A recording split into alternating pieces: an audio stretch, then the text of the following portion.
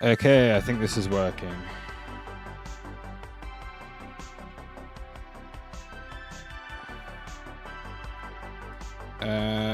If you're here on YouTube, let me know. So this is the link now. Piece of shit, man. YouTube's so stupid.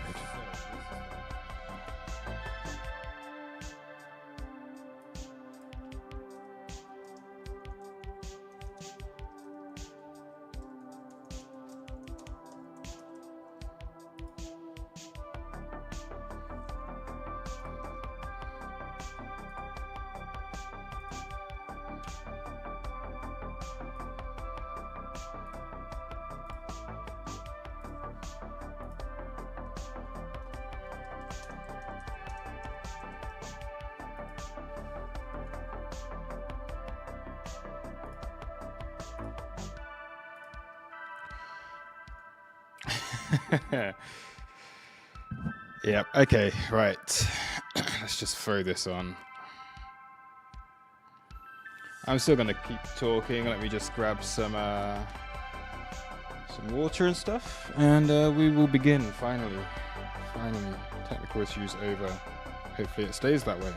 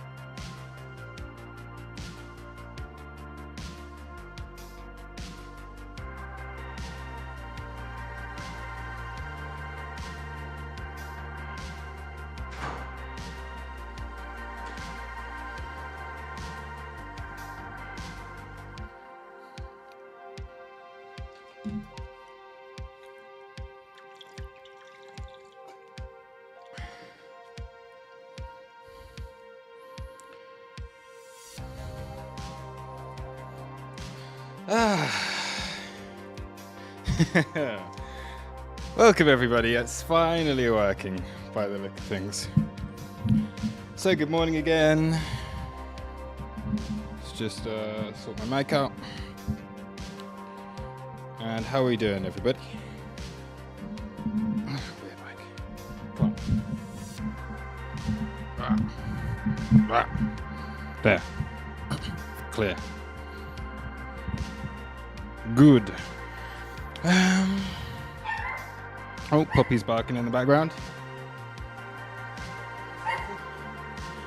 Welcome, Jay Shrum. Good morning. Yeah, no Euros today. Poppy, shut up. Dog background, annoying.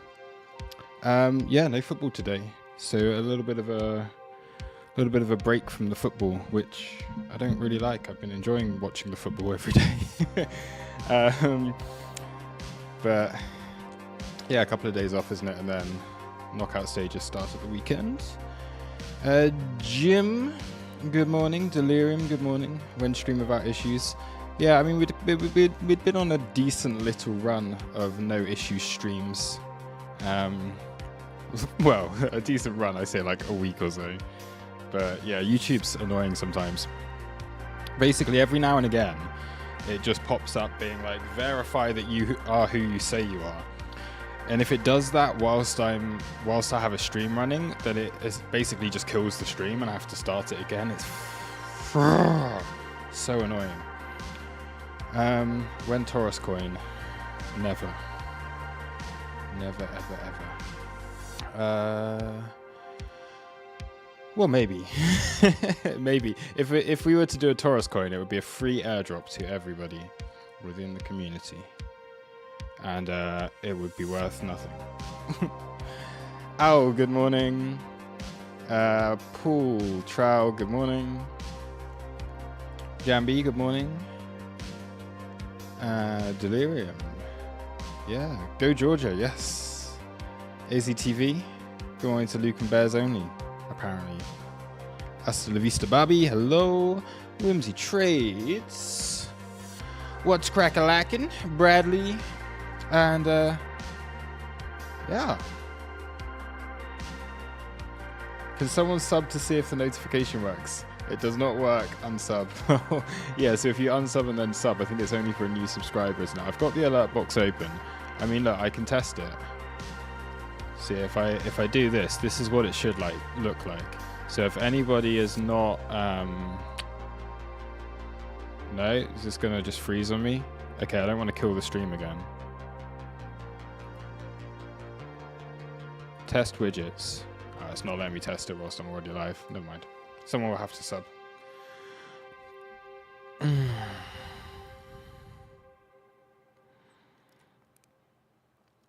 Look at this.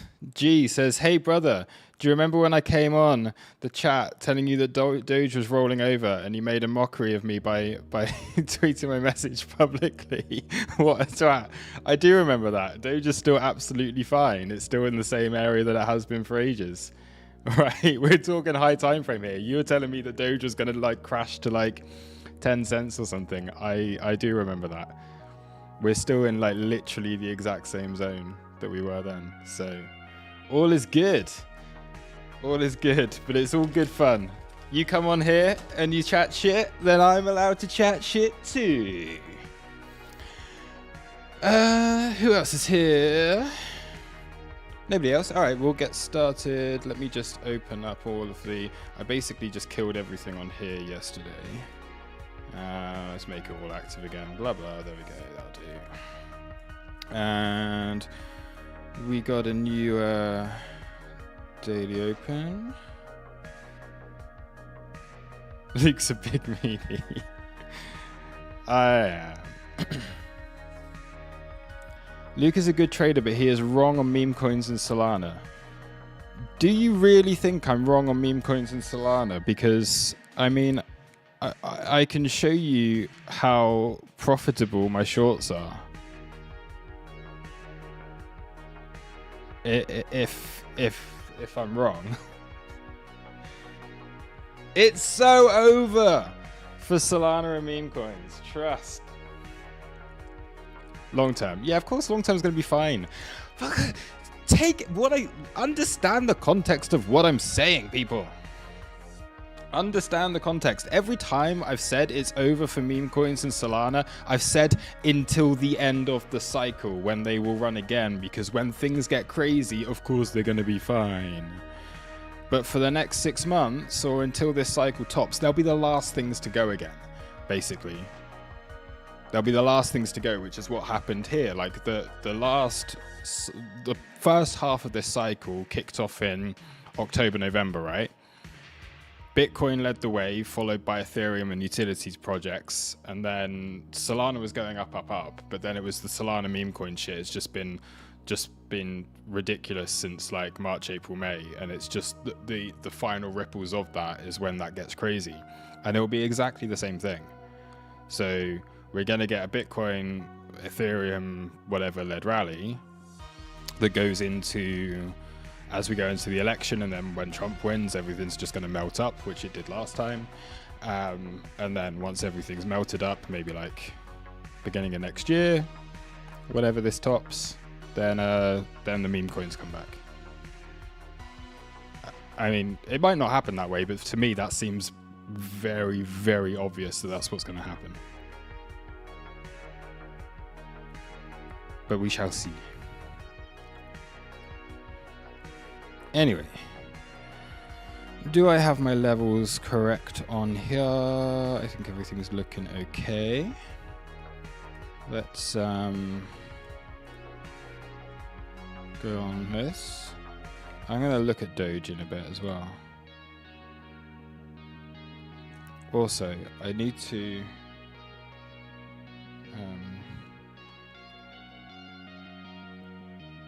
no, it's fine. Yeah, I think we'll roll this chart again as we usually do. Let's add on.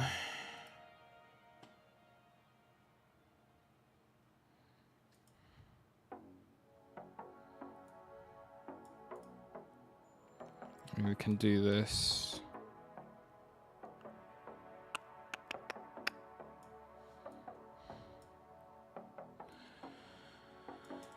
There we go. Oh, well, everything I can do everything from this chart.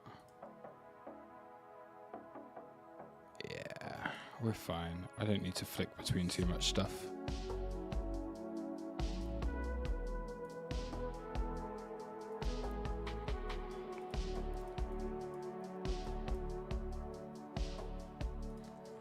Clean this up, clean this up, clean this up.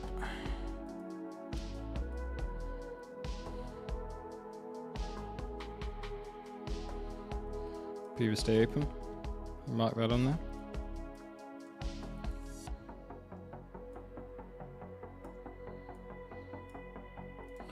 Right. Who else is here? Anyone else in the chat, please do say hello.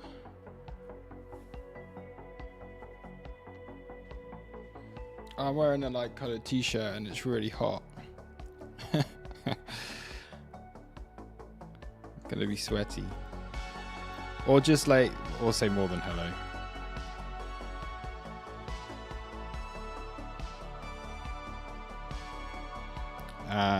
X chat. I've got your chat open too, so if you're here watching on X, then say hi as well.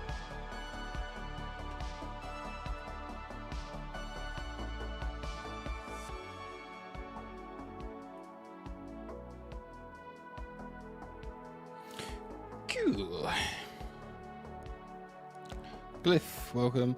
Whimsy, when you're done with BTC update, Luke, could you please explain the logic to your gap trading from the perspective of order flow? Yeah, absolutely. I mean, I've explained this. I explained it yesterday quite clearly as well on yesterday's stream, but I will do so again today. So does this chart look too messy, or is this... I can roll with this, can't I? We're fine. Right. Yeah, we're going to do the Bitcoin updates. Get straight on with that, and then we can continue with looking at the rest of what's going on. So let's start it off here on a daily.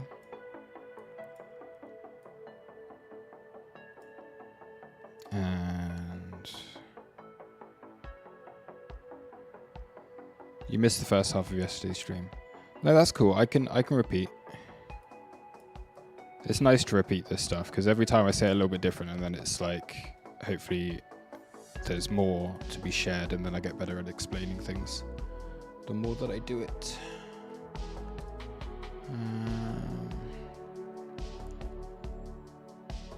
Right, I'm going to lose these. I'm going to redraw them. I just like the process of redrawing stuff now and again.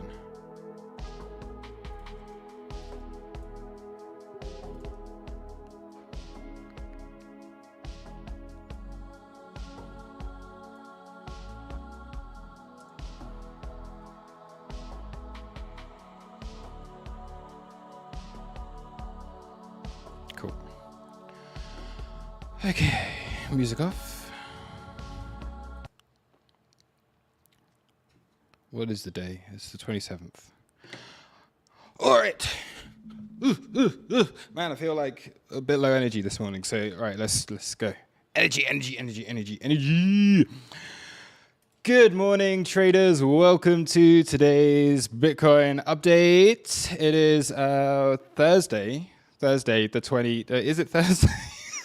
What day is it? Shit. Re-record. It is Thursday.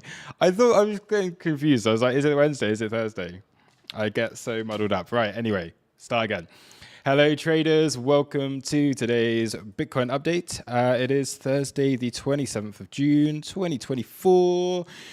This is, your Bitcoin update for today. And we're just kind of consolidating within this like small range right now between when we're looking at the higher time frames and what we've seen on the last few months. We have had a situation where basically the last 4 months have just been range bound, all contained within that March candle. So we had the big move up in March that gave us a new all-time high. We then had the move down in April that came all the way back down to the open of that previous month. We then had May, which went all the way back up to the top, almost making new all-time highs again. And then so far this month, we have that double top on the monthly, and we are all the way back down. So every single month for the last 4 months has just been a case of just like trading back through this same range, essentially. When we're looking at the weekly time frame, okay, we can see that that's very clear as well. We can see clear support around here at 60K, where just continuous wicks into this 60K support, and every time has been bought back up, and we're seeing another very similar situation today. Now, we are looking at the potential here for there to be the first, like a weekly close below the one that we put in back on May the 13th. There's not really any divergence forming here, but I think if you're a bull in this situation on the weekly, you'd want to see that weekly close getting back above that 61,500 ideally, to stop this from being like, okay, we're closing below where we have significant support, and that could lead us to a trigger back to the downside. But the weekly time frame not showing a huge amount here. When we look at the daily, okay, we had the big drop on Monday, followed by, of course, a really decent bounce on Tuesday. Not the best, all right. I'll go over this in just a minute. We hit the bare minimum for a bounce here. And then, of course, yesterday being a bit of a pullback, I'm expecting probably a bit more like, I think this support that we're currently at right here is going to hold for today. And of course, there is some important stuff coming up a little bit later on that I think has the potential to move markets. So I'll get into that in just a minute once we've covered the technicals here. But yeah, daily time frame holding around here. There is this untapped daily level at 60,200. Okay, but I'd like to see this monthly hold, and I'd like to see us just hold around where we are currently, which is just below that daily open. Let's see if it can start to push back up towards that previous day open around that like 61,800 kind of area. Now I'll drop it down onto the 4 hour. We can see this is kind of what I mean by the bare minimum. So I'll put the volume profile on here, and this is on spot, this is on Coinbase. I feel that that's giving the best read in terms of volume overall, right? The point of control within the Coinbase chart has been reacting incredibly well, as have the value areas. And we've seen another situation yesterday, and of course, well, from Tuesday and yesterday with that rejection off of that value area low, and then that causing this pullback that we are seeing this morning. Right, so first of all, yes, there was that. This is your value area low. It is an area, okay, so you can't take it as an exact level, but 62,350, 62,300 is the range value area low. And it is also the value area low of the VWAP. If we're to go over here, then you can see start the VWAP there, then you've got it, it's an area, still the same, but you see this shaded area, that is your value area low of the VWAP. That's the edge of the first standard deviation, which suggests that your value, fair value for this range is between 62K, right, and 69K, or 62 to 70K, essentially, is fair value for this range. Now, if we're trading outside of that, then it is acceptance outside of value, which could then lead us to thinking that there is more downside that is likely, and we do still remain in a downtrend over the last few weeks. However, right, we did have a decent reaction. We are potentially making this higher low, which we saw back in May as well, after a similar kind of bounce, right? You have this holding of that monthly level. All right, and if we can start to trade back inside value, essentially above 62K, then that means a rotation back through to that value area high towards those high 60s is again quite likely. So from a volume perspective, right, we are rejecting. We're clearly getting some acceptance outside of value, but there is support here. It does seem to be absorbing the selling. And when you look at all of the FUD recently that's come out, Germany selling $3 billion, USA selling $1.4 billion or whatever it is. Mt. Gox is going to start selling $9 billion. USDT FUD. We're getting a big FUD cycle, and a lot of that's come out since this low, and we don't seem to be breaking down any further right now. It doesn't seem that there's the aggression that we had seen previously has started to slow. And if this was going to break further, you would want to see acceleration to the downside. Now, we are kind of getting that acceleration, right? We can see that essentially we are in what could be described as that parabolic trend downwards, right? Where we had this trend, this downtrend. Okay, now we are starting to accelerate, and your resistance, as I've just explained, is quite clear here. But unless it breaks down soon, then essentially before you can reverse, right, if you're thinking about a car, before you can, if we're in the car and we're in reverse right now because price is in reverse, you got to put the brakes on before you can start accelerating forward again. And that's the type of situation that we're in now. We are seeing a potential deceleration of the downside, and if that can continue to decelerate and it can hold here, then that means that we can then lead to a reversal in the same way as we saw on these highs, right? It lost momentum, it started to reverse, and then it increases momentum. So you're going from expansion, which is what we've seen, into contraction, which is what we're getting now, and then the potential for expansion, which is often a reversal of that. So that is this, basically. It's a very, very slow day so far today.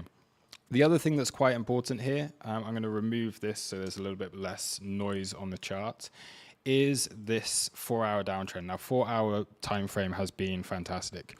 And what you can look for, again, is just simple balance to imbalance, right? So you form an impulse down that creates an imbalance.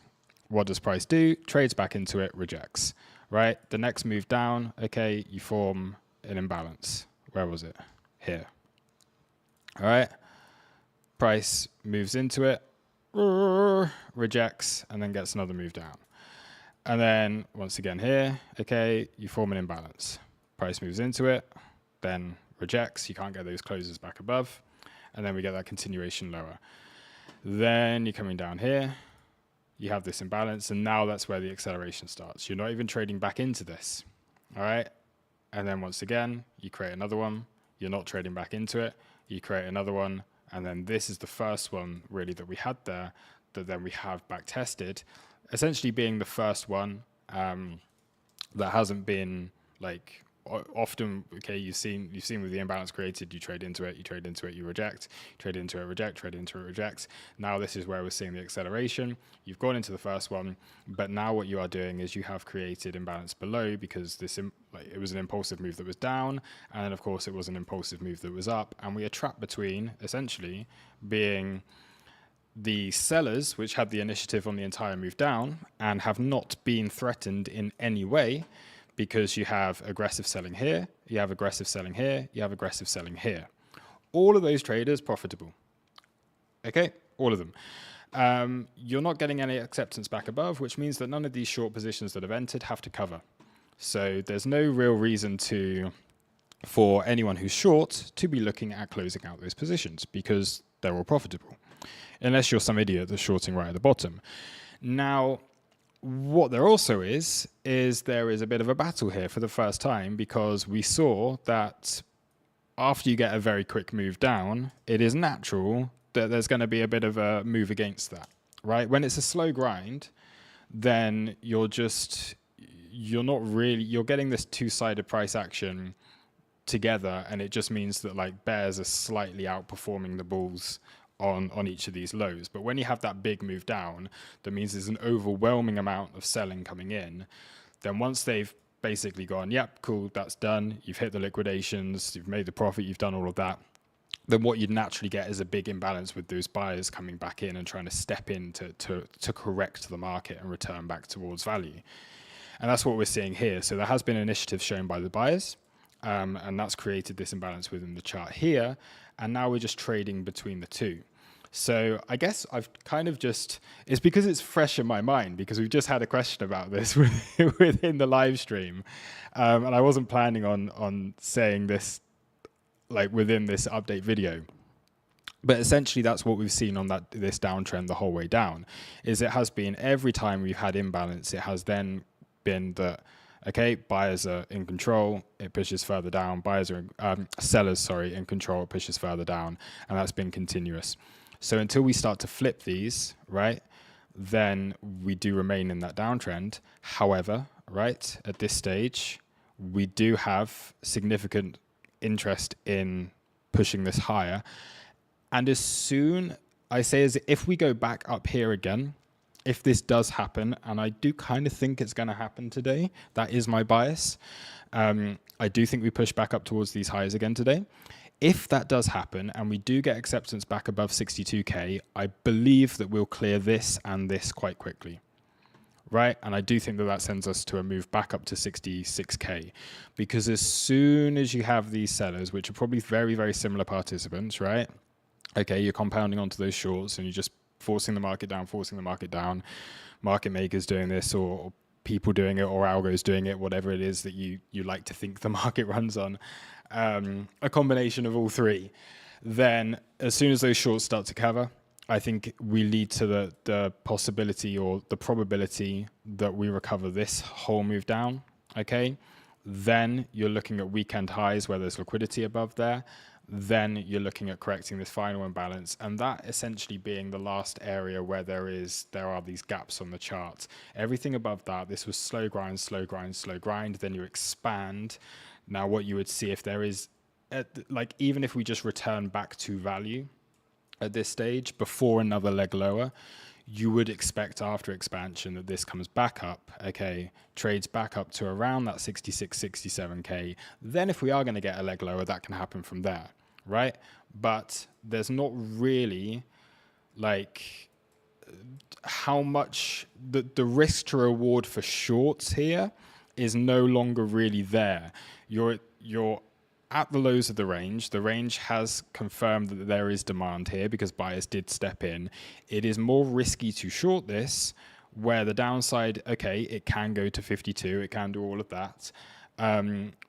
But why not take your foot off the pedal with the short button or whatever it is you want to do, wait to 66 to 67 and then start to look for shorts again there. That just makes a bit more sense to me. And once you are outside of balance, return to balance. Look at that, perfectly drawn into that point of control.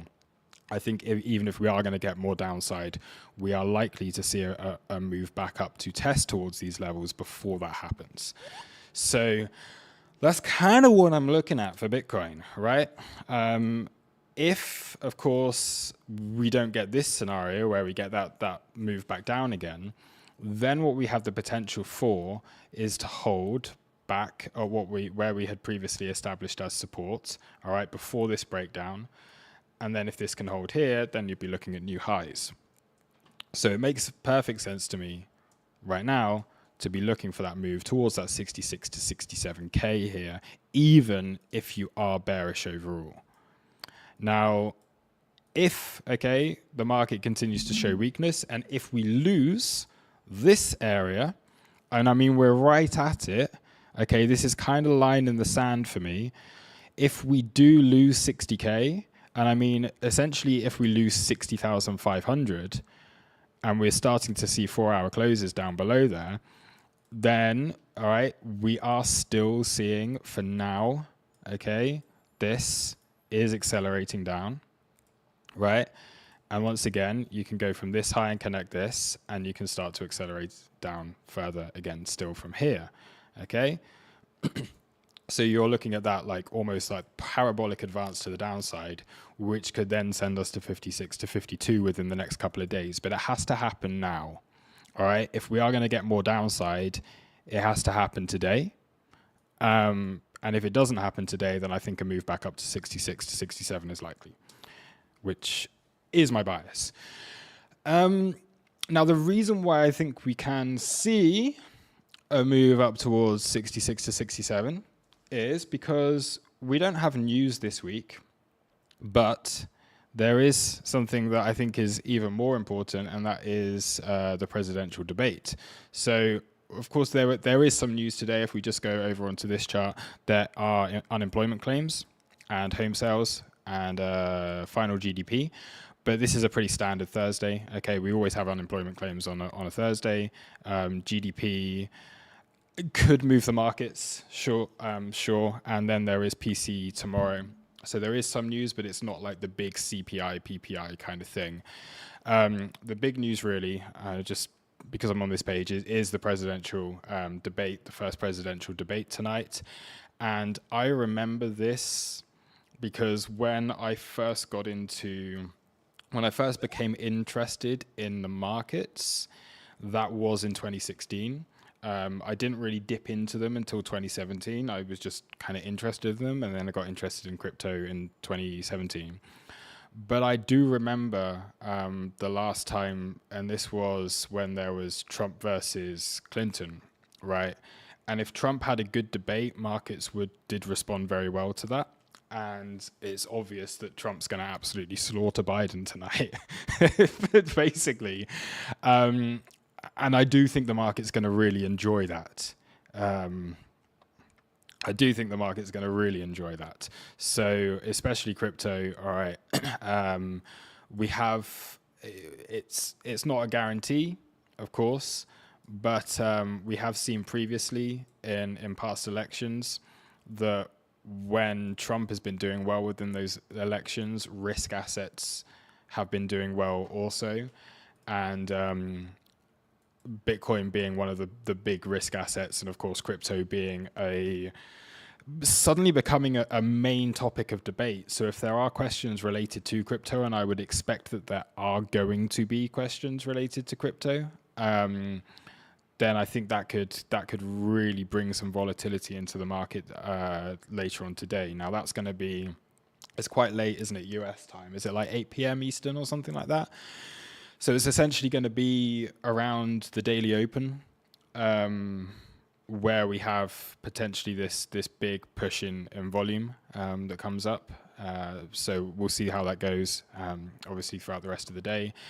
But I think this goes towards my macro idea that even if we do get another round of FUD and we do continue lower and there is to be one more sell-off, I think overall, the rest of this year is going to be more bullish than, I mean, it's not cool to be a bull right now. Yeah? Okay, not at all.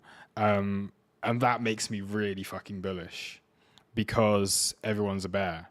And this goes to the same stuff. Like, I was talking, when it was cool to be in Solana and in meme coins, I was saying short this shit, and it's played out. And we're in that, like, the inverse of that, where everyone's bearish, basically. Yeah, the market's dead. Everyone's kind of bearish. Everyone's expecting lower. And if that happens, fine. Okay, I still think that you've got to play the trend.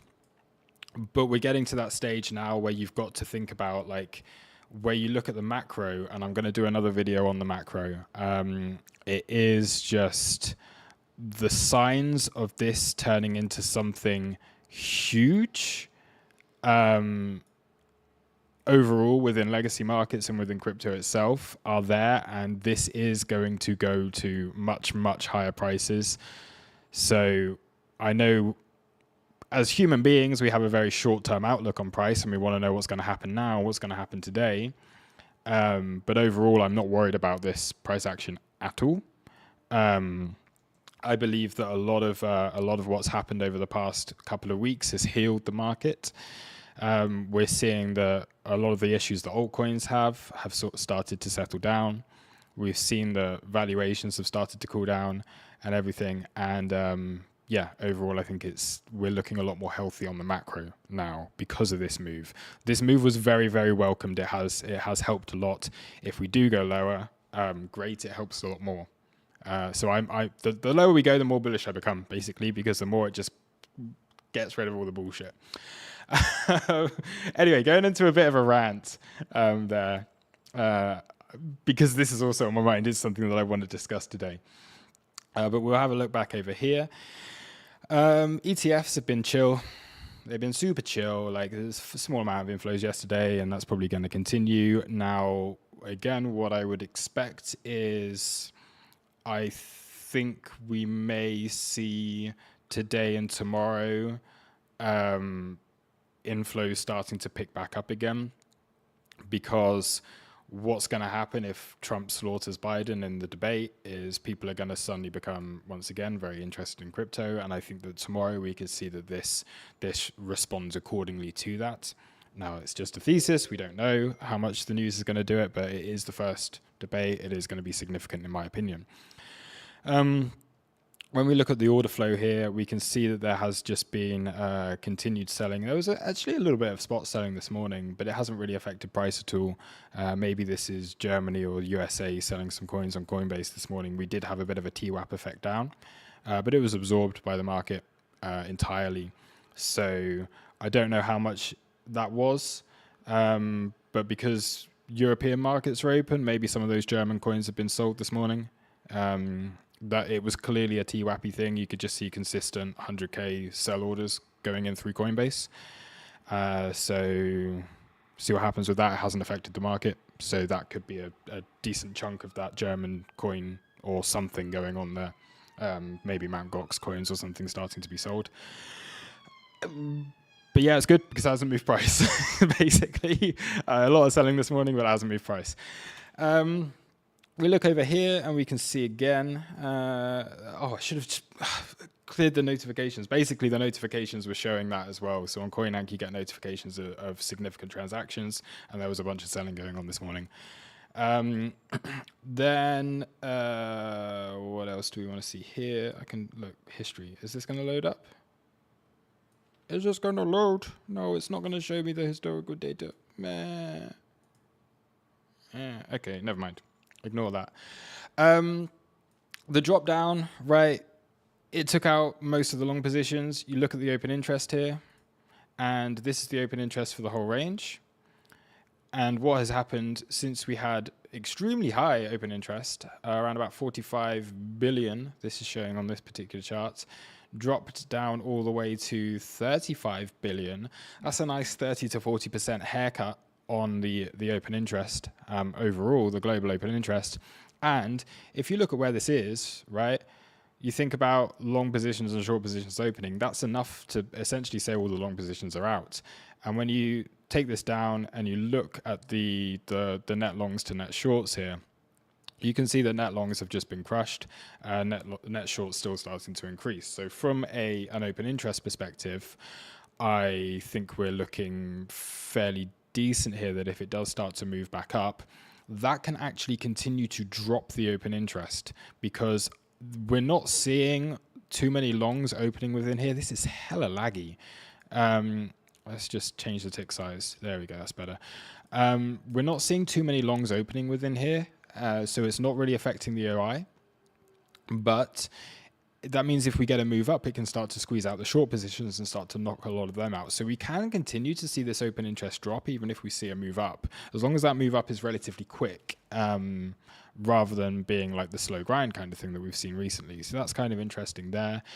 What we also have, of course, I share this every day. It doesn't actually mean anything very much, but we are going to be seeing negative funding right now, and we are still seeing that we have this continuation of the spot premium, which means that overall, okay, there is interest and demand for crypto, and the moves down are going to be short-lived, and that the general pressure is clearly going to be up over the course of the next year or so. I still think we're going to go through a slow summer. And then things pick up over the course of the rest of the year. Final tab here is just, I mean, it's a Bitcoin update, but we can see that there's a bit of a mixed bag today. All right, some stuff moving up. Okay, Casper had some good news related to that, with a big Bitcoin mining company saying that they're now mining Casper. The Bitcoin ecosystem's responding quite well. Audi and Stacks. Two of them, okay, they got hit really bad recently, so it's natural that you see a bit of a bounce from there. But yeah, a bit of a mixed bag within the whole market. But I think that's kind of to be expected, because we had a big dump on Monday, we had a decent correction yesterday, and on Wednesday, and then today we're just seeing that slight indecision. We're resting at support, but which way is this going to break right now? We can throw on EXO and just look at the final levels here. And what we essentially have, I mean, we're very, very balanced. We're trading within value still from this range, okay? We're slightly outside of the previous day value area low. We did have an open that is outside of it, so that's kind of interesting, okay? We did have that. That is the open, isn't it? Yeah, so we did have that open. It is, right? The TPO is being weird. Anyway, so if we can get our acceptance back inside, we do have a previous day point of control there at 61,400, 61,480 being the time point of control, value area high being 61,800. That leads you back towards these highs. We had more or less equal highs yesterday. Okay, the tick size is going to be showing. It's causing a bunch of weirdness because we've had such a big move down that I've turned my tick size up quite a lot. So we're not seeing that we ticked above yesterday. But essentially, like if you got these tick sizes quite high, then we do have those equal highs over there. We've taken out the poor lows from yesterday. We've created a single TPO underneath that. And my point of control, when you make the tick size a little bit more normal, make it onto like 200 tick, which is what I would normally roughly have it around. I've made it freeze. There we go. Then yeah, you can see we did tick above. We had these poor lows yesterday taken out. And then we've got this volume point of control down here at 60K, but we also had that time point of control that was dealt with previously and high volume around there as well. So depending on what exchange you're looking at, the volume and the volume point of control may be slightly different.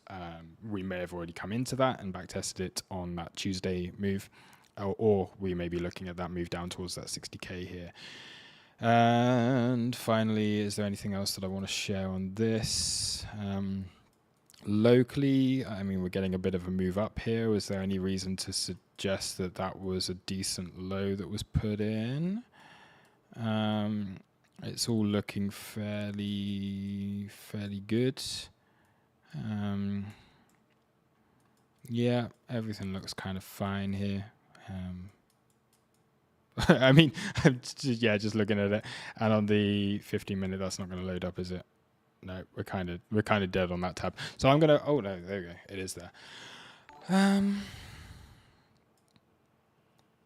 Yeah, I mean, starting to float up. Are we? Oh, hello, subscriber. Thank you, whoever that was. The alert does work. The alert does work. So thank you for subscribing, whoever did that. We are, yeah, chilling.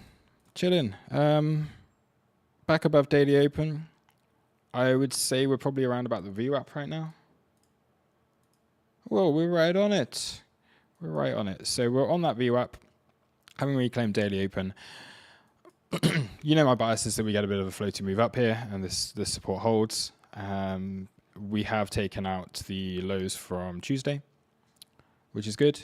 Okay, it wasn't the Tuesday low because that was down here, but we have taken out where we have like a decent low here. Yeah, let's see what the rest of the day brings us. I'm going to wrap it up there. It's another half an hour long Bitcoin update. And yeah, I'll see you in the next one. Cheers. Bye-bye. Cool.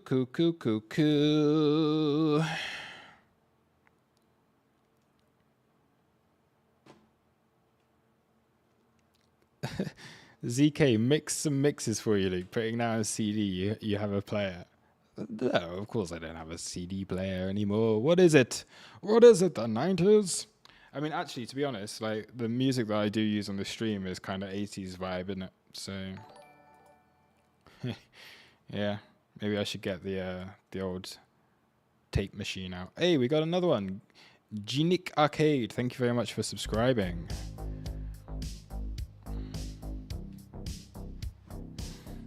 My supplements this morning. I'm gonna have my brain juice. I'm gonna eat some brain juice quickly. It's basically just omega-3, multivitamin, and omega-3 and multivitamin. So,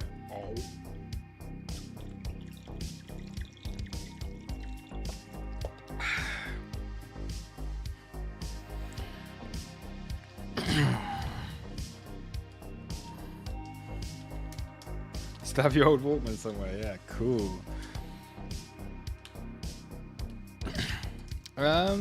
Crypto insights with Mohit Tire. Will Bitcoin hit 40k? I do not think so, no. So we did a trading room yesterday with the crew, of course. For those of you who are new here, go and, well, if you would like to, I'm not saying do it, but if you are interested, then Taurus Crypto, basically we have a private Discord community and educational community. So it's myself, a bunch of other fantastic coaches and analysts. We do trading, live trading on a daily basis. We have a ton of educational content over there. We've got a really fantastic community over there that is constantly sharing their ideas and analysis on the market. So if you are someone who is looking to learn how to trade, of course I share my ideas.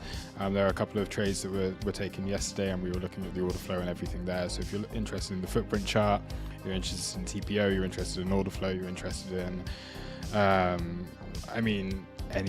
anything to do with trading, because myself looking a lot on the order flow and everything. We've got French Bull, fantastic Elliott Wave analyst. We've got Randall, who's the king of volume. We've got Cake, who's the ICT god.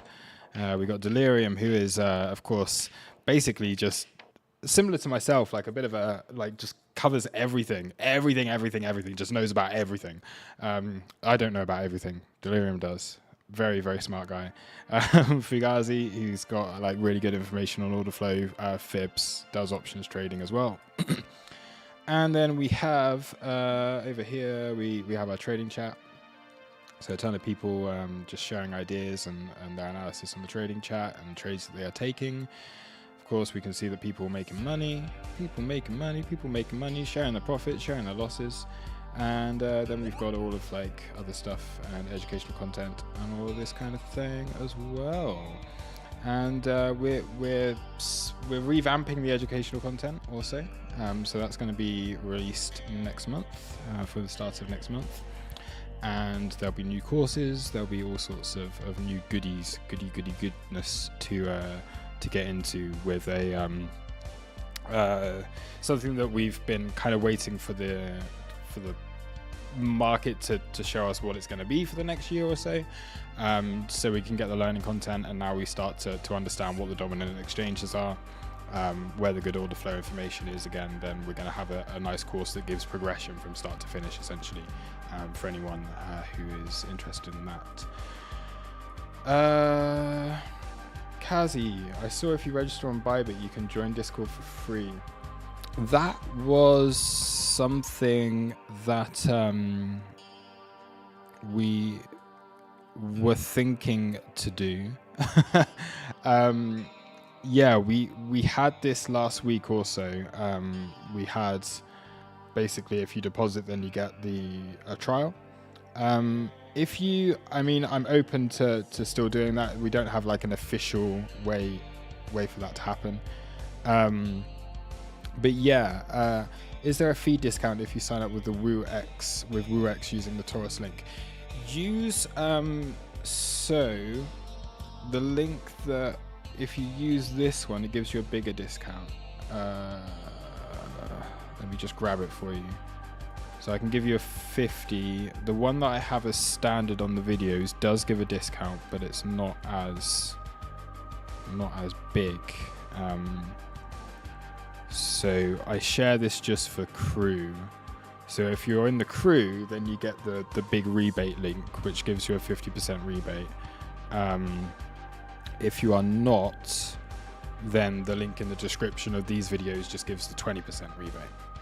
Right, so I'm going to share this link. So both of them do give a discount, but this link here gives the bigger discount, right? So you will receive 50% of the fees back in Woo tokens with this one. We're also working on something else, so like we're hoping to get like free VIP status for everyone who signs up on these links as well, but it's in discussion right now. So yeah, all of the links do provide. So if you are on Blowfin or Bybit as well, all the links that we have fee discounts. So all of the links that are in the description below, there are fee discounts. They're just slightly different depending on which exchange it is. I'm not sure if I've written that in the description or whatever. But also remember that we do have, we'll bring it back over onto this page so I can share the Discord again. There's a really, really good offer going on with Blowfin right now, where for here, okay, so you can get basically 30k worth of bonuses depending on your trading volume. So if you sign up using this link and you trade with good volume, then there's huge bonuses currently on Blowfin.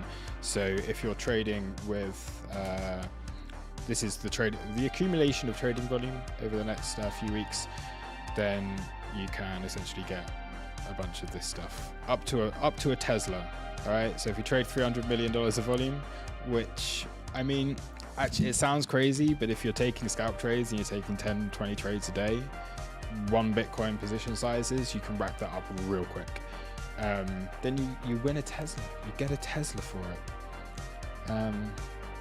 Essentially. So it's kind of cool, right? Kind of cool. And you also get a fee discount, 20% I think fee discount for the Blowfin links there.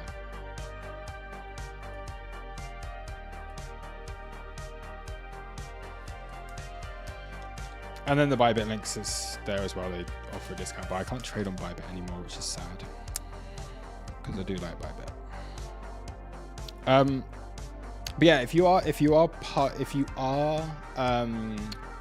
signed up on one of the ref links, drop me a DM on Twitter or on Discord or anything. Drop me a DM. If you trade on any of those, then I'm very, very happy to give free access, free trial access to the crew. If you trade and you trade a decent size, basically, and you kind of want to support us as a community by, I mean, you get a discount on your fees by signing up, but also it helps us to be able to provide this content. Then if you trade and you're doing decent volume on an exchange, then like, I'm very happy there's a bunch of people that are within the crew that are there, and you can, yeah, drop me a DM. Yeah, basically, drop me a DM, and there's stuff that we can sort out. We can sort out like VIP status to get you even more knocked off of your fees. I can get you good deposit bonuses. We can get you free Formula One tickets, all of these kind of nice goodies. So just do let me know if you're one of those people. Like, the nice thing about having an audience is we are able to negotiate stuff on behalf of our audience. So yeah.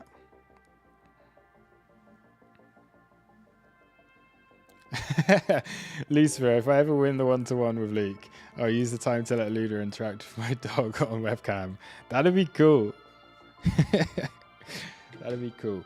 We need to do that. I'm just waiting on a few more prizes to come through, basically. And then I'm gonna start doing more of the giveaways on stream. So we do this as like a general thing, like quite often within the streams I do this like spin the wheel thingy, but I want to add some more prizes on here. So what I'm going to do, actually, I'm going to change this up. We don't want like a 10% or 20% discount. That's crap. Let's go 30 to 50% off, and these will be your first month. And then we get, wait, what else can we do? Do I do a spin the wheel and give a discount off first month crew membership right now? Is there interest in that, or are we not going to bother with this today? If there's interest for me to do it, if there's anyone here that's interested in the crew and wants to do that, then I can do a discount.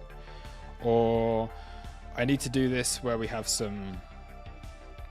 we need to plan this out a bit more. Basically, we need to plan it a bit more. Are we shorting or longing? I'd be longing today. I think you've got a much better risk to reward on long positions here, especially now that we're back above that daily open again, and this is clearly holding a support right now. So yeah, I'd be long, and basically, yeah, I think we could see a move over the next couple of weeks that takes us back to 66. So if you're looking at risk to reward right now, there's very little. I would short lower, right? I will short. And it sounds crazy, but that's what you got to do, right? Short weakness, long strength. And what we have seen so far is kind of neither, right? We're just chilling. We're just chilling within this range, and that's kind of what I thought would be the case for the next few days. And we're just forming balance here. Now, what you have right now is a clear invalidation for longs, right? And a good target for longs. Monthly open, once you've cleared 62k, we should quite easily get to 66. And it should happen quite quickly. At that stage, once you're above 62, you squeeze shorts. There hasn't been a point where shorts have had to cover. And this is what I explained in the update earlier on. There has not been an occasion where shorts have had to cover. If you force them to cover, then this will go higher. We will short squeeze. I'm very, very confident of that if you reclaim 62. So there is a trade for that here. Now, what I would do is I'd be very happy to bid into this. But if we do lose the support here and we end up back below 60, and I'd say even back below 60,400. But basically what I would do is probably look for a move to 60, then look for any bounce and probably short any bounce. And then I would hedge, right? I'd go short on weakness here, and then basically I'd be looking for 52 as an overall target. But okay, it may bounce to 56. So that's the kind of plan that I have right now. If I was to, well, I am trading this. So I am trading this. I am in a long from these lows, and that's how I'm viewing things right now. So I'm longing in here because I think that we've had a decent bounce, and I think there's potential to short squeeze. And if we do see that there's weakness, we've not seen weakness yet, this is just very, very standard correction, then I would hedge that short.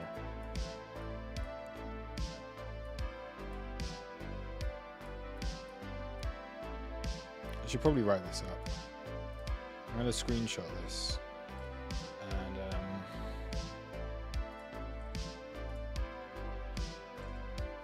from stream.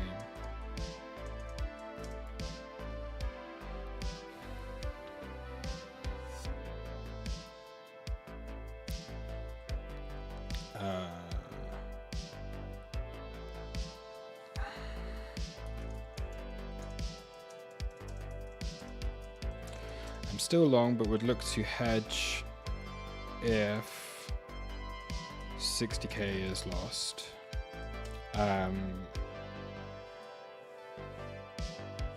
I have a slight bias for upside, and if 62k is broken, then there is potential for this to short squeeze towards 66k.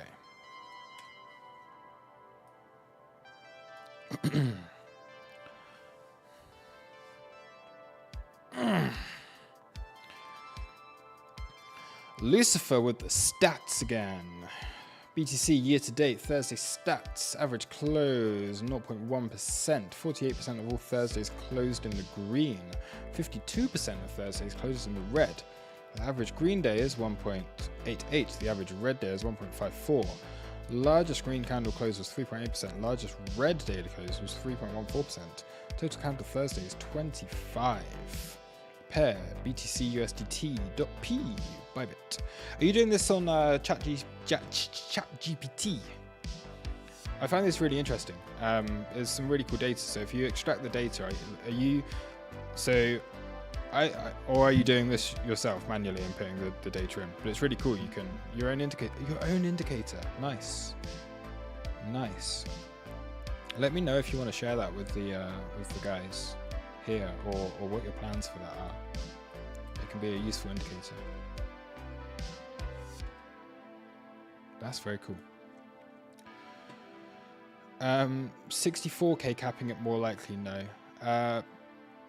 No. I mean, yeah, maybe. But yeah, I think once if you got to take it level to level, right? You got to go level to level. So yes, okay, the next level up is weekly open, and there's an area of imbalance here, right? But I just think that with those poor highs and with more liquidity here, and then you start to work away on all of this, then this is the area where there's space, right? From these levels, you start hitting this. Okay, I'm just going to explain. So the issue that Bitcoin has right now is essentially it's a long way up to here, right? So it has to take some time in order to find and get enough fuel in order to get there, basically, right? It's coming down here to fuel up. And I think that it's actually spent a decent amount of time. So this is why I'm kind of long and looking for higher. It's spent enough time refueling. We had a decent bounce. We're coming down to refuel, and we're probably going to go for these highs. Hopefully. Now, if that is the case, I also am very aware that we could just reject at that previous day open. It's probably what's going to more likely to happen. I'd say if there's going to be a move and we're going to squeeze, maybe not today, maybe more time. But what happens here is this is a long way off. Your last pivot's a long way away, so you're going to need to refuel, and you're going to need to spend time here in order to get that. But once you start getting up here, okay, if it starts to get through that weekly open, it can close above here, then it's not that far away that you then aim for this gap here, and then it's not that far away that you have this high here, and then it's very close that you have this high here, and then it's very close that you have this high here. And then you've got a place where there's, again, space, right? You're coming into volume, you've got your monthly open there, and then you've got a big gap again before you get to the next area of liquidity, because that's all the way up at above 70, right? So if it really does squeeze, then okay, 70 could be a target, and then you'd be looking at your all-time highs and blah, blah, blah. But I think realistically, the first aim is here, and then once that's taken out, you could easily get these highs here, which is why I have my target for any longs at 67, because what we also have with confluence to all of that, it is the point of control, right? So that's essentially my reasoning for it. So I believe that we could see a move up towards that. Now, yeah, okay, 64 could cap it for sure, because it could get a move and it may need more time, and maybe it just continues like this for a while, all right, and then you squeeze later, or maybe you roll over and you come back down again, and we'll see what happens. There's so many possibilities, but it is level to level, and the levels are really very, very obvious. So if you hold a support, you look to come back into here. If you lose this as support, you're taking the lows. If you flip this as support, you look for here. If then you reject, you look back down. If you flip this as support, you look to here. If then you reject, you look back down. And it's just level to level, take it easy, and yeah, hopefully make money.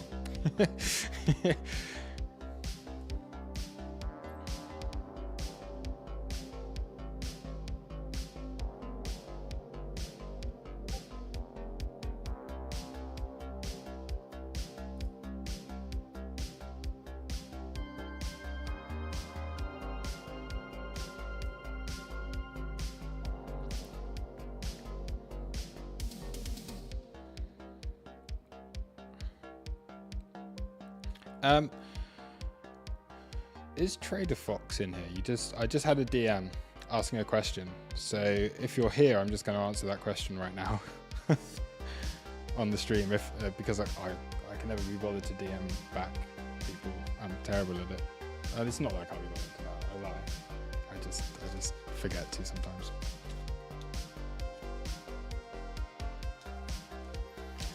Lucifer, for those interested, I posted a screenshot under Luke's latest BTC update tweet.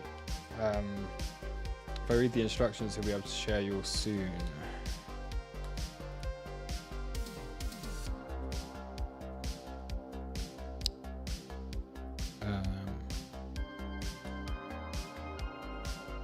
Oh wait, there's you, Lucifer, your OX twat. Nice.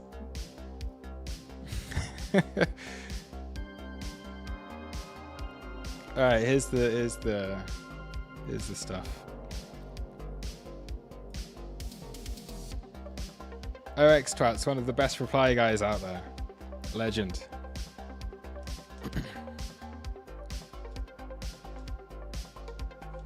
Cool. Yeah, this is really cool. I'll drop you a DM for this. Average day return, average return. Ooh. So this is cool. This is a little bit like what's his name? There's another Crown. He does like he shares statistics that are quite similar for this, I think, or used to, like a few years ago. I haven't watched stuff for a long time, but he used to share stuff like this, which was quite interesting. It would have like a probability of the average daily return and stuff. It's kind of cool. I wouldn't personally know like how to trade it as such. It's not my style, but I really like that. That's something I could definitely start sharing with people. So yeah, well, that's awesome. Well done for making that. That's very cool.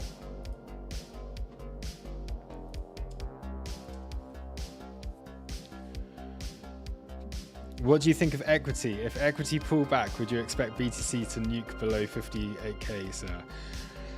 Would you guys like a rant?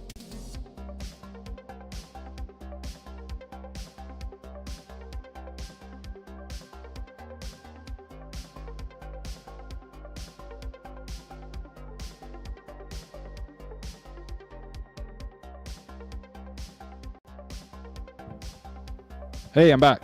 Right. I don't know what. Okay.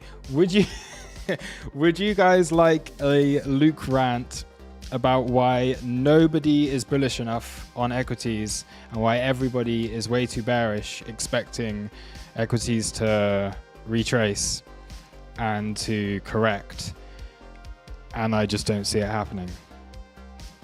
Would anyone like the "you're not bullish enough" speech? Because I know it's not cool to be a bull right now, But everything is telling us, like, you have no idea how bullish things are going to be for the next year. Like, yeah. And it's backed up with actual, like, stuff. So, you're ready. I was going to do this in more of a thingy-majiggy, but you guys are ready. First of all, just a few things that I want to explain. Of course, this is just a little bit of an opinion, but it's something that we spoke about. Actually, yeah. Maybe I do this. I'm going to press record. I'm going to see if it's decent. If I need to put it more together in a proper video, then I think I'll do that. But I'm going to turn the music off. I'm going to press record, and we'll see how it goes. So, record, and if not good enough, delete. And yeah, then I'll redo it. It could at least be used as a little snippet, couldn't it? So,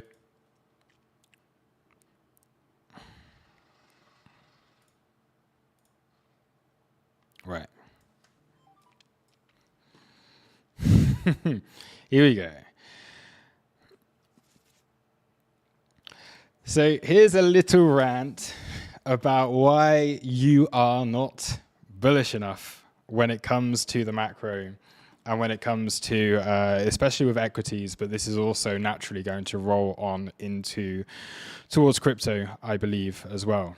Now, you probably look at this chart of the NASDAQ basically being an indication of how, the US tech market, right? Tech stocks. And it looks like it's extremely high right now. And everybody is kind of still within this mode where they're thinking recession's incoming. All right, people don't have money to spend. We can't go much higher. This is just a trap. It's a bull trap, and we're going to correct. And NVIDIA, how much higher can it go? It doesn't justify it, and all of this kind of stuff. But what we've seen consistently for over a year now is that every time people start saying that, price makes another high. And it just keeps on making these new highs. And all of this talk about recession that we've been having for years now has not come to fruition.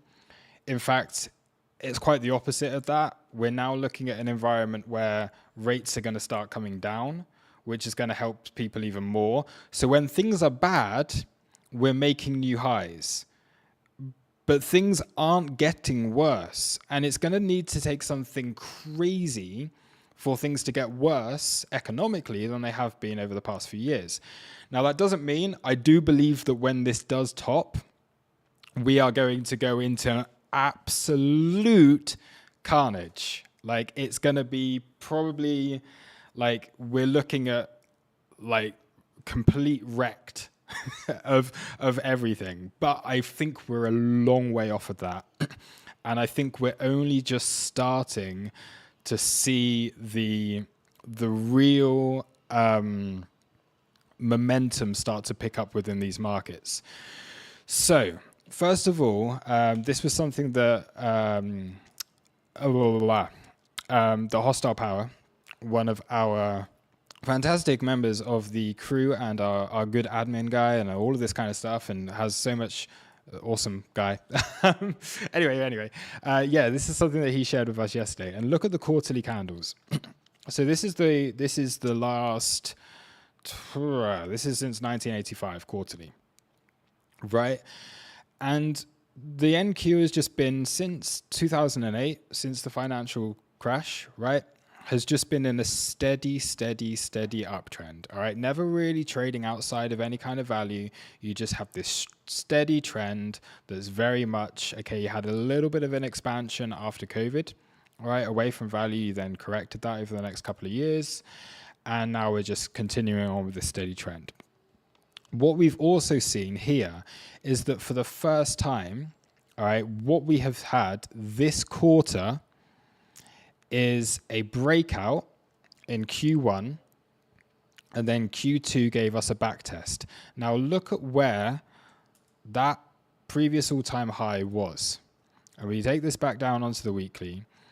What we have done so far this year, this whole year, is we've broken out above a new all-time high, we've back tested it, and then we're just starting to rally again here. Okay, so we're 1 quarter into what I believe is the next phase of mania that leads to further expansion.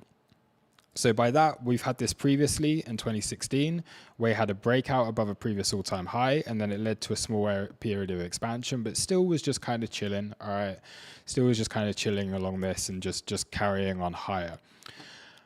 I strongly believe that we're entering into a new bubble, and that's going to be an AI bubble where things are going to change more than you can like really comprehend right now, where what we're seeing now with this trend here at some point will lead to an expansion above these highs, and you're looking at this going more parabolic. So whether this is like starting to form this and you lead to expansion beyond here, and then we have this big correction afterwards, then that's the kind of thing that I'm looking at, is for this trend to start to accelerate away from where we've had value and to come back down. Now, the reason for that is because, first of all, right, AI is just getting started. So the whole thing with AI, NVIDIA, yes, you look at the NVIDIA chart and it looks insane, right? It looks insane. I was buying NVIDIA stock a year and a half ago when it was $100. It's since had the 10-to-1 split, and it's at what, $140 or $130 now. So that's a 14x. It would be 1,400. That's a 14x in like a year or two. But you look at the supply and the demand, and there is still exponentially more demand for computing power for this new like tech revolution that we're going through, right?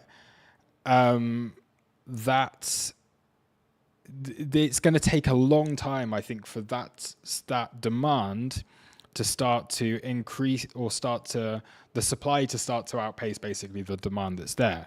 You're getting everything, all right? You're seeing huge companies from around the world that are all going into AI, and we're seeing just massive development within that.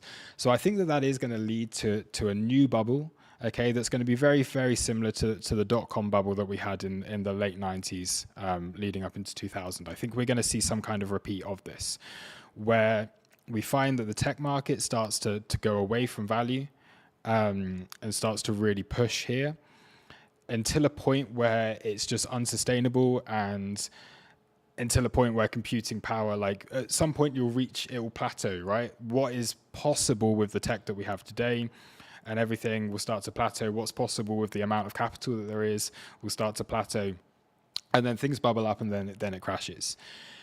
So I'm looking at some kind of situation here where we really start to expand and bubble. And what happens when that bubble pops is going to be awful, but I think we're a long way away from that at this stage. I'd say another year or so. Now, what we also have is a situation similar to what we had in 2016, all right, where we're going into an election year. Okay, the last time that there was a break and back test of an all-time high was during the same election year. This was when we had Trump and when we had Trump versus Hillary. Okay, and everyone was kind of expecting Hillary to win then. I think on this occasion we're seeing a slight pricing in effect because everyone's not expecting Trump to win. I think Biden still is ahead a little bit on the polls. But if we see that then there is a Trump election bounce, then stocks just ripped up for a good year and a half after that, right? And then I think we're going to see a similar effect on this occasion. Like it's going to be quite bullish. We then have rate cuts to add into the mix, okay? People start to have more money again. We then start to lose this talk of recession. Whilst there's still talk of recession, we're not going to have a recession because it just doesn't happen that way, all right? When we're going to enter into a recession is when no one thinks we're going to have a recession. Yeah, it's just how things work. And when price corrects is when no one thinks we're going to correct. So I strongly believe that this is going to continue to bubble up and will probably be for the next year or so. And it's going to go higher than you can really like. I mean, to say a year ago that the NQ would be at 20K. To say that the S&P 500 would be here at above 5K would have sounded ridiculous. But once again, you can see, right? Yes, okay, it looks parabolic from here, but you can see that it's starting, and what we're looking for is an acceleration away from this trend, where maybe the S&P comes up towards that 10K, where maybe the NQ goes up towards that 30 to 40, before we're looking at a major correction here. And we're looking at other companies starting to get involved. Now, another thing, right, that makes you bullish is that there has not been, I mean, there's been one or two IPOs in the last 4 years, right? Barely any. So we had a Reddit IPO that was earlier on in the year, but think back to after COVID, where you had companies like Airbnb, like, what else was there? Netflix, where, okay, you didn't have IPOs, but that's when you started to really see like the big momentum. You have like a ton of companies doing all these IPOs, Airbnb, Spotify, Netflix was out before, but a bunch of companies. Now we haven't seen any IPOs for a long time. And there's a lot that are ready, okay, and waiting in the sidelines. So this is a graphic that I found here, CB Insights, which basically shares a bunch of companies that are basically awaiting an IPO. And they have everything kind of set up. They're filing with the SEC, and we're going to see that we have that hype. And things won't bubble until we get this. Like, we're not going into mania yet. We're nowhere near that. We're still in an environment where people think that things are kind of bearish, but all of this is capital that's going to come into the market. All right, if all these companies do it, and there's some big companies, Shein, Vinted, Klarna, Stripe, Revolut, Starling Bank, Webull, all of this stuff, Patreon, Reddit, which has already happened, okay? This is slightly out of date graphic. What else? What else have we got? We've got a ton of other Whoop, which is health and fitness kind of stuff as well. All tech companies. All right. So this is all tech-based companies working around other stuff. Zapier, for example. Now, if you look at some of the bigger ones, okay, you look over here. We're looking at like Shein. $66 billion it's likely to get valued at when it launches. Let me just make this darker.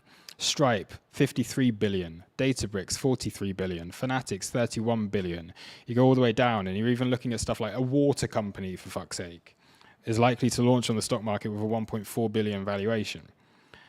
Okay, and that's all money that's going to come into the market and to continue to push everything higher, and that's going to create mania, and it's going to create hype around the stock market.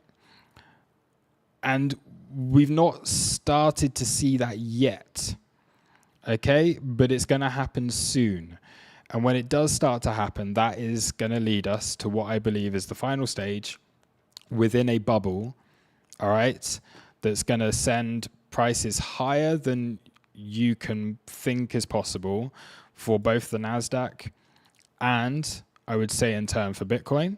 All right, I'd say 100K as a target for this looks easy, and you can continue to extend that and see where this goes. I do believe that we're going to be seeing an incredibly bullish end of 2024 and going into 2025, and everything suggests that's going to happen. Now, when that does happen, right, be more bullish for then, but then just make sure you're cashing out, because once this tops, the AI bubble that we're going to be into will be a bubble, and I do think it's going to be very similar to the .com one, and then that's going to create absolute carnage afterwards. But new companies will be born out of it.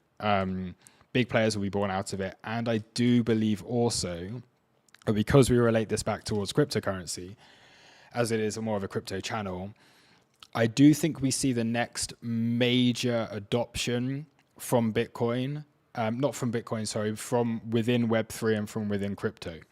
Now, I don't believe in a lot of stuff. I do think that most of crypto is complete nonsense, right?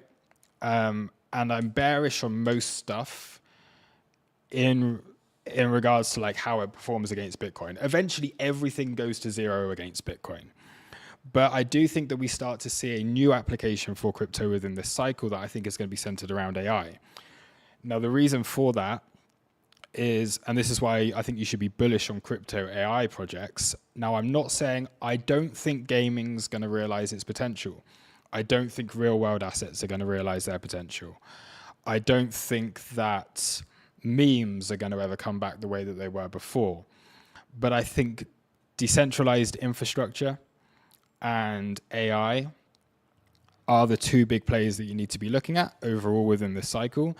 And the reason for that is because there is only one company that do GPUs that are going to fuel this new tech revolution and this bubble that's happening right now. So Nvidia stock's going to keep on climbing. It's going to keep on going. It's going to keep on going because there's so much demand for it and they cannot keep up with that demand. Unless something crazy happens like the Taiwan war or whatever, okay? Then it's all over. That idea gets kind of thrown out of the water. But they don't have competition and they are not going to be able to carry on with demand. So, right, look towards the crypto AI companies, because where are these businesses going to start to turn to? They will start to turn to decentralized infrastructure. So DeepIn, right? And AI projects. So that's the likes of Render, the likes of BitSensor, the likes of Aether, things like that. I'm quite bullish on for this next phase of the cycle, because if they cannot get enough GPUs, physical GPUs, and companies that have small budgets that cannot build entire warehouses to get all the computing power for the AI stuff, where are they going to turn to? They're going to return to a decentralized platform where computing power is shared across people around the world. So what we see with Bitcoin is going into another bit of a rant. This has gone from a macro thing into a crypto thing. What we've seen with Bitcoin, okay, is that we've seen that money has been the first application of Web3 was money, right? Essentially, it was an easy thing. It's like an email. Right, so Bitcoin's like the email. You're just sending information back and forth, right? But we now, for the first time, have the technology where computing power can be shared, which means that my computer, when it's idle, can be used by a company in America to process AI images or to process AI videos, which is kind of like what Render's doing and stuff like that. And I think that's the next big application here. And I think we're going to see that starts to come to the fore and is a genuine use case for Web3. So anyway, that's kind of like a couple of little rants, some things that I'm very bullish on for the future. Expect much, much higher prices, all right, over the next year or so on crypto and anything to do with AI and tech. And then it will bubble up, and then it's all going to come crashing down. Okay, because in the end of the day, right, once it's reached a peak and everything, then yeah, that's that. So I think that's everything I want to say on this topic. I'm going to look at the questions again. What do people think about that? Let's stop recording. I don't know if that was useful or not. But it's just an opinion, a bit of a rant.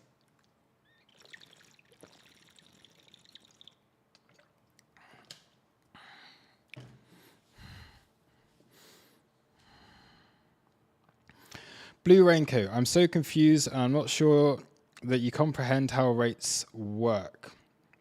1 or 2.5% base points of cuts does nothing for the average consumer. It also does nothing for liquidity. They're not going to cut rates significantly unless the economy gives in. We're going to stay above 4.5%.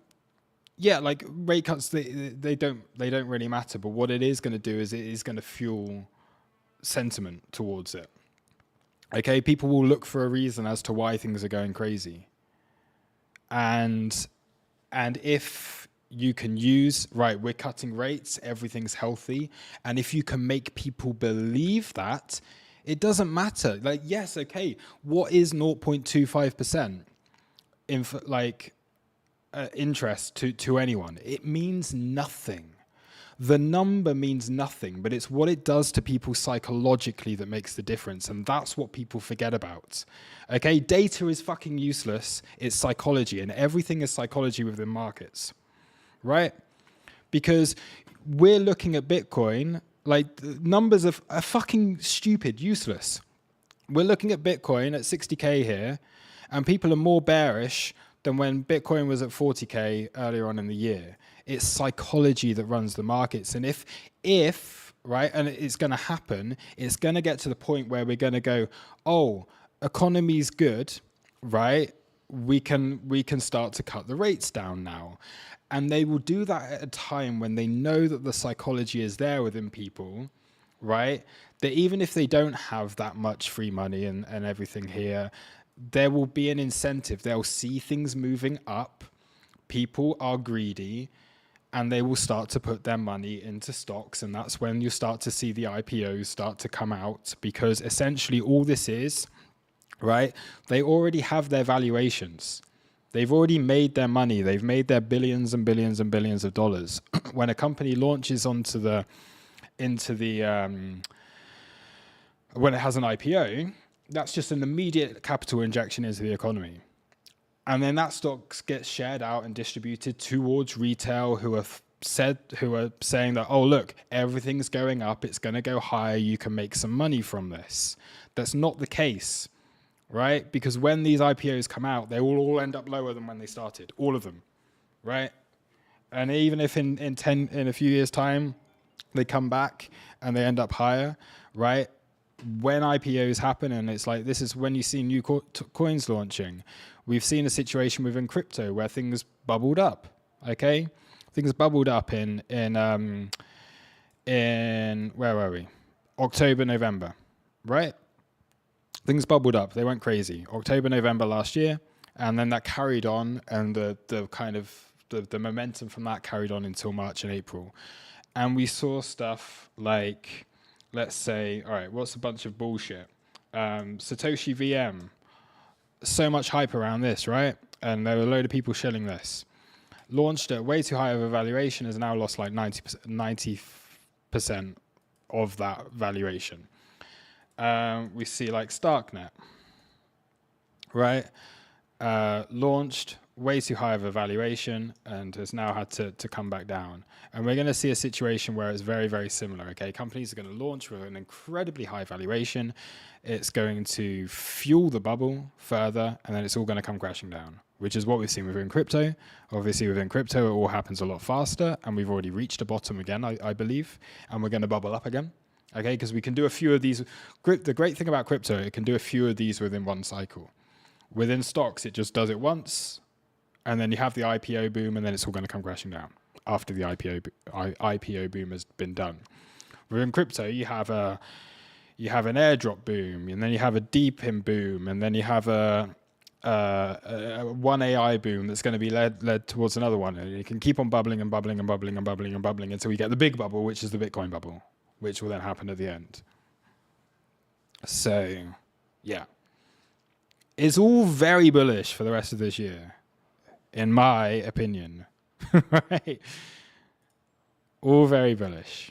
And when you look at the data, it all makes sense. We've broken out, we've back tested, now we're going on the NASDAQ, right? Breakout, back test, now it's going, and it's going to go higher than, raise your targets. However high you think this is going to go, raise them.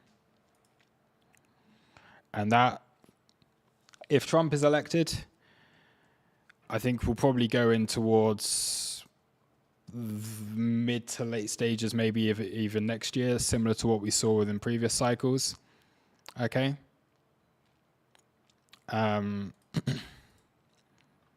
So we've seen, like, if we take the halving cycle and everything, okay, I think we're obviously a little bit left translated in this case within crypto, because we've made a new all-time high first. Now, does that just mean we're even more bullish than we think, or does that mean that we're left translated and we've already broken all-time highs early? So therefore we can expect less. I don't really know. So I'm very confident of upside as we go in towards the end of this year, Q3, Q4 of this year. Whether that can extend into next year, I think depends on one, a Trump election, two, on rate cuts, three, on how the stock markets are looking, and are we seeing the IPO boom at that stage? Because until that happens, we're not going to top. So until all these hundreds, thousands of companies start releasing IPOs, and you hear about a new big company every day launching an IPO, there's been none of them yet. Like Reddit's the only one. The only IPO in like 3 years is Reddit. And there's like 1,000 more to come. And until that happens, we're not going to top, because it's just how it works. So if they start coming out Q3, Q4, then we're probably looking toppy around Q3, Q4. If they don't start coming out until April, May like next year, then extend that until to the end of 2025. And we just keep on going up until then. Similar to like the last cycle where we had like maybe a double peak kind of thing.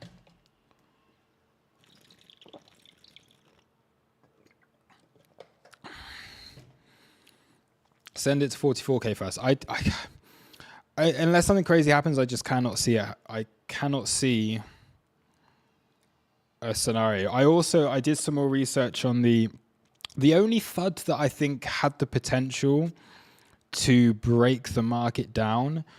Like, I mean, there's been so much FUD, and there's so many, like, all these governments selling their coins and all of this kind of stuff. The only thing I think had the potential to break the back of this range,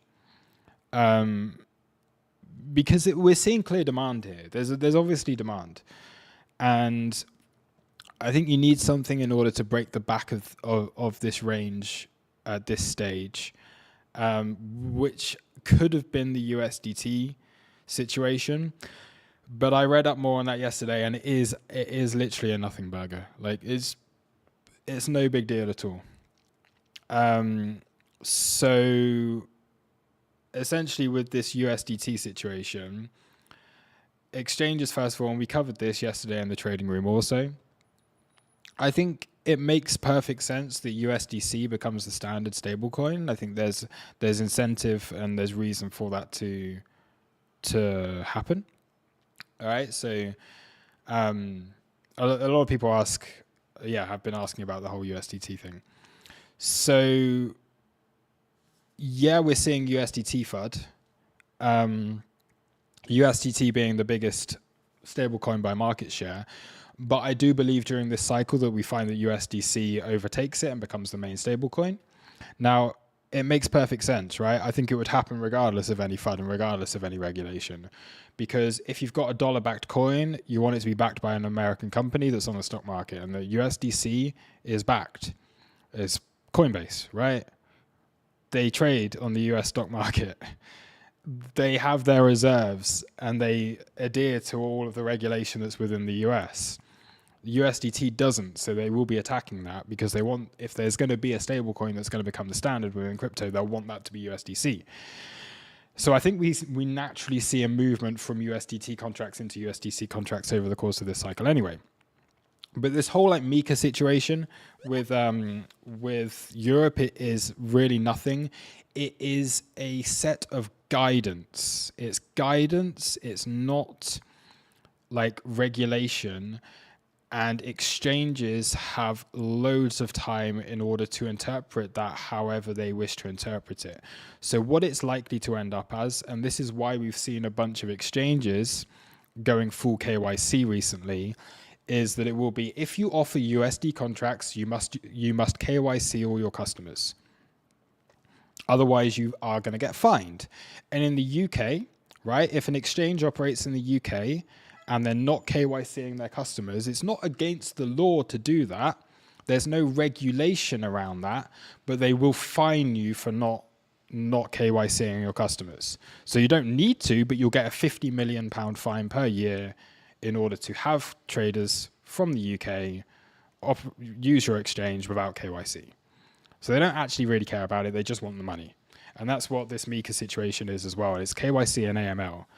And the exchanges, from what I've read, don't need to adhere to it, right? They'll just get fines if they don't. So that means that, yeah, and some of them will choose to delist USDT products because they don't want fines. and they don't want all of this kind of stuff. But they have until December. All right, the rules start to come into force, but they're going to change, and it's guidance at this stage. And as long as they are making steps in the right direction by December, then that's when things start to come into effect. So there's a lot of people that have been asking about this, like, what do you think of the whole USDT situation? And from what I've read, it's nothing until December, and even in December, it's still nothing. It's guidance. Okay, we want you to do this. If you don't, we're probably going to just ask for some money from you. It's simple as that. And all the exchanges KYC anyway. It's just a way that they just want people to be KYC'd if they're using stablecoins. Now, maybe someone has you can't trade USDT on Binance anymore. It's not nothing. But the thing is, it's a decision the exchange has made, right? Binance being the biggest thing, they will have pressure from the US. Is normal, right? They're going to say, we want USDC contracts. Okay? We want you to adhere to our regulations, right? If you're going to operate in the US, then you use our regulations. And yes, of course, USDC order books are a wasteland because they haven't switched over to them yet. It's going to take time, but it's obvious, it's so clear that USDC will become the main stablecoin. It's so fucking obvious. If you've got a US dollar backed stablecoin, it's gonna be a US backed stablecoin. Right? The market evolves, but it takes time. It takes time.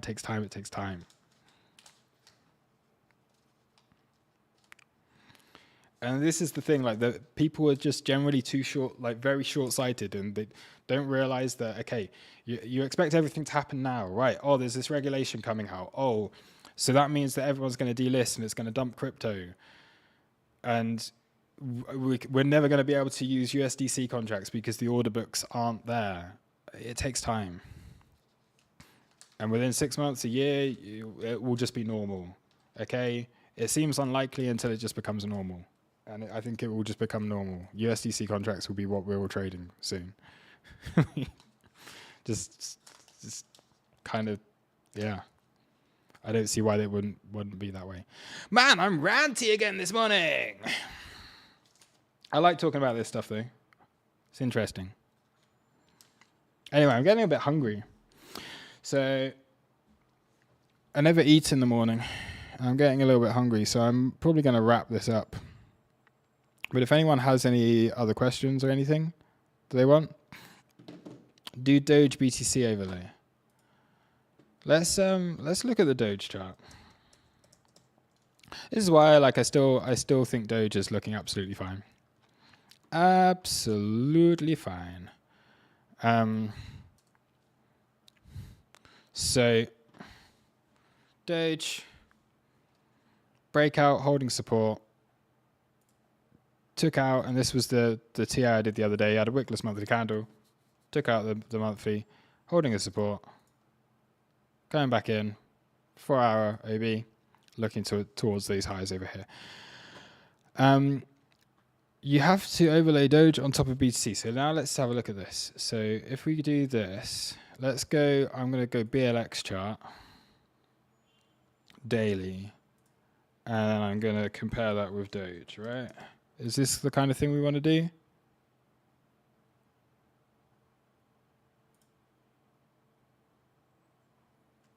How will that look? Hey! This. Is this right?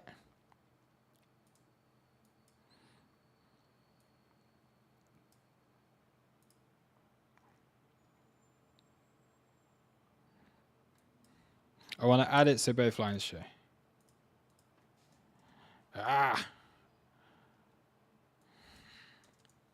Let's just go back to that. And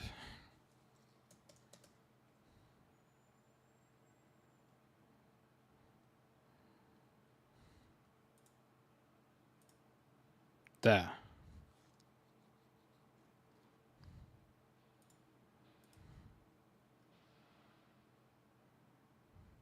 I don't know, man.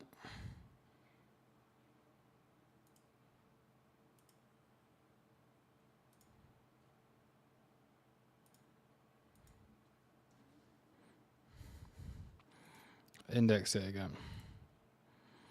It's not percent. What can you make that makes it index to 100? I'm messing it all up. There we go. All right. Ay.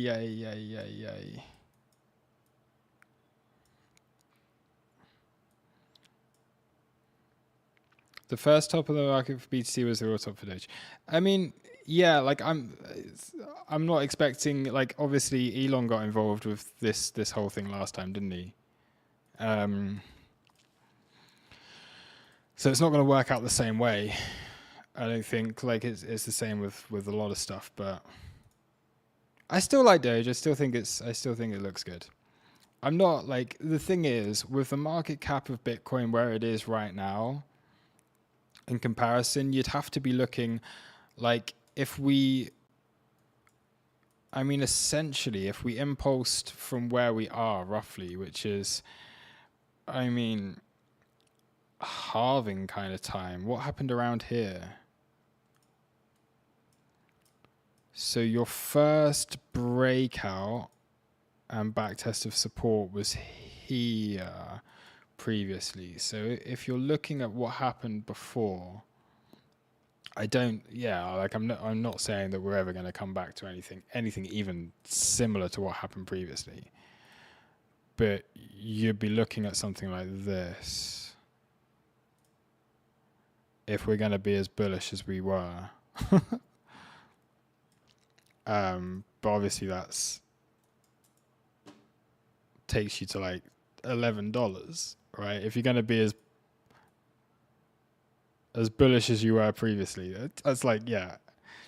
So yeah, if we have another similar situation, then that's where you'd end up, right? It's like above $10 basically, which is highly unlikely.